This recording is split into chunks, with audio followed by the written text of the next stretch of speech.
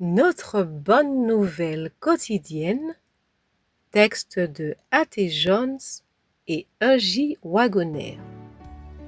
Une chair semblable à la nôtre, similitude ou apparence?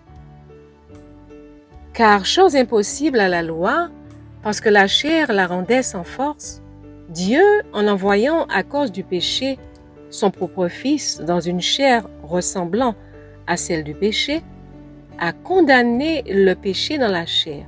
Romains 8, verset 3. Ne soyez pas trompés par ce mot « ressemblant ». Il n'y a pas ici l'idée d'une forme, ni d'une photographie, ni d'une ressemblance dans le sens d'une image ou d'une apparence, mais il s'agit d'une similitude, dans le sens d'être vraiment identique. C'est une similitude de nature, une similitude avec la chair. Et pour que ce soit une chair exactement semblable à la chair du péché, il fallait que ce soit une chair de péché. Pour être fait chair, de la chair qui existe dans ce monde, il a dû être fait exactement de la même chair que celle de ce monde, la même chair que celle que nous avons. Or, cette chair est la chair de péché. C'est ce que veulent dire les mots semblables à celle du péché. Romains 8, verset 3. Ce n'est pas la nature des anges qu'il a prise sur lui, mais c'est la nature d'Adam. Hébreux 2, verset 16.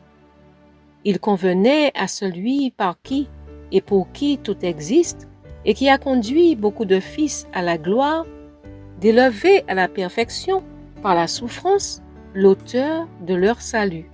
Hébreux 2, verset 10. Il a fait ce qui était approprié. C'était bien à propos.